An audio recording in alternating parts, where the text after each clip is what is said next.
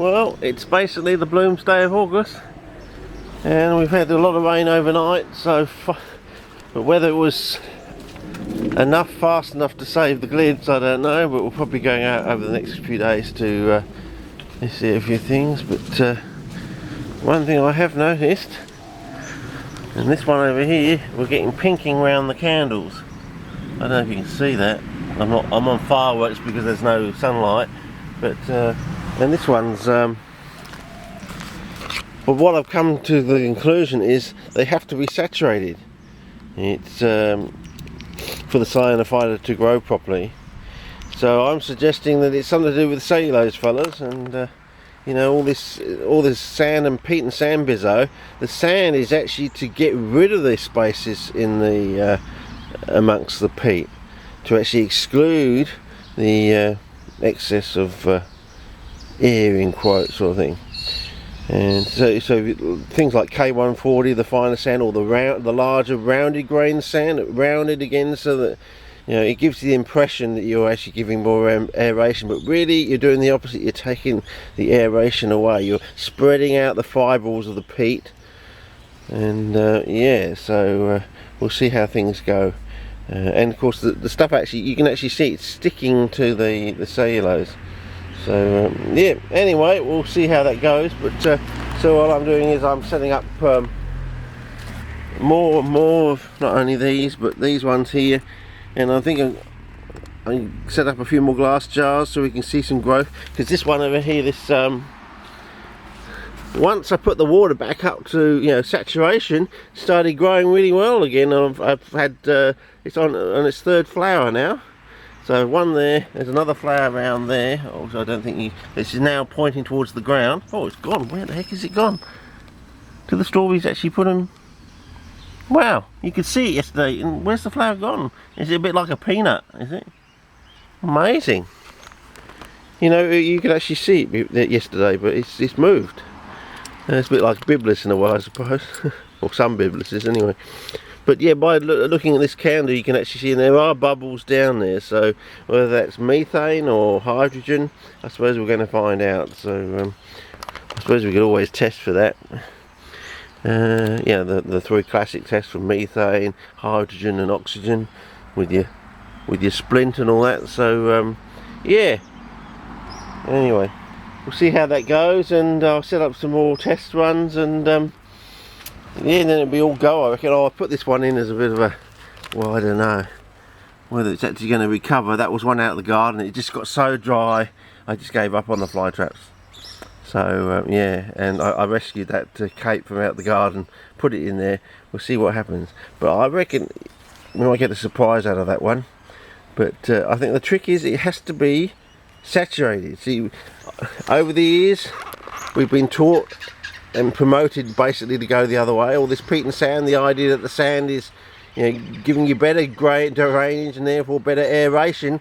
I think that's a bit of a furphy. I think you really need to go the other way, because you basically got to look at peat as a type of cellulose source in a way.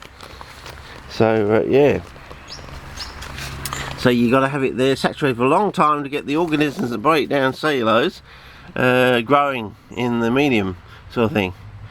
And yeah, anyway, we'll see how it goes, if this idea bears fruit. But some of the other ideas on you know, calcium and copper and all that, they're all wrong as well. So, you know, the whole thing is just wrong.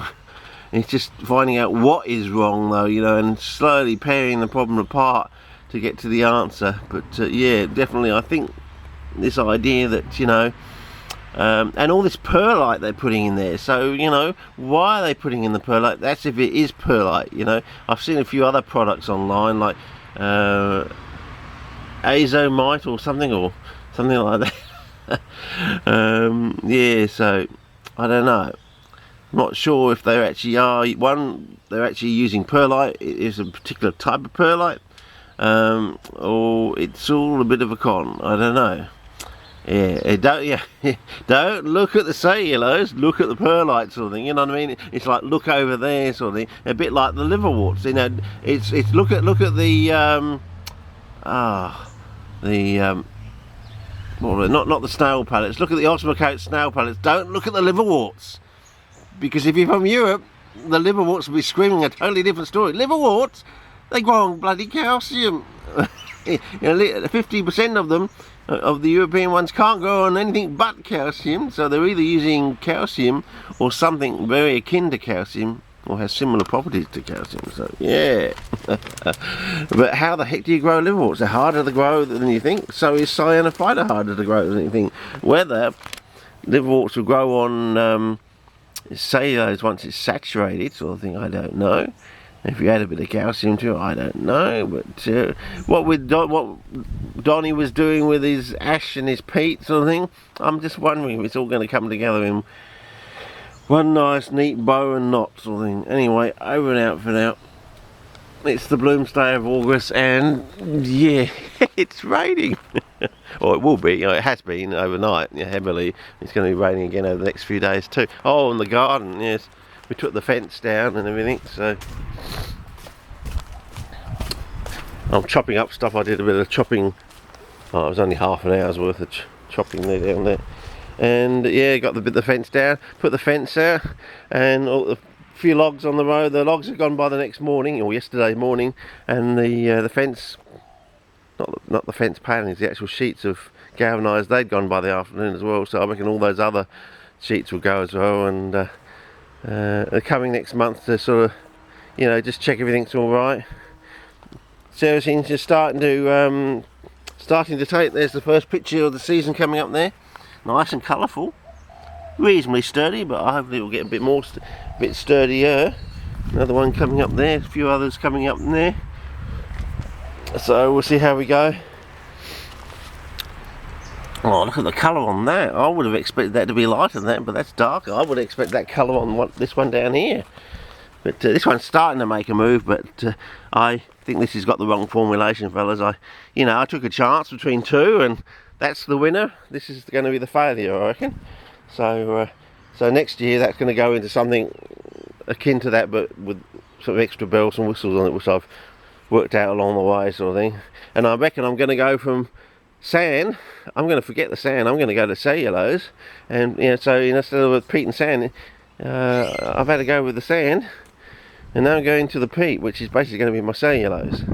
And yeah, I'm going to forget the sand, the heavy sand, but then again the pots might blow over, but then again they're going to be saturated, so they're going to be basically water and cellulose, so I don't think they're going to blow over, because there's going to be 10 litres, or at least 10 litres, well, I suppose, how much space, the void space that the cellulose takes up, but it's going to be wet cellulose, so, call it 10 kilograms then. Anyway, over and out for now, but that's the situation. It's I think the season's died in the arse, and I don't know, this rain may help the others along, but whether it will save the glitz, I don't know. But I doubt it, because they were in such a small stage, Probably hadn't even got their roots down properly. Anyway, over and out.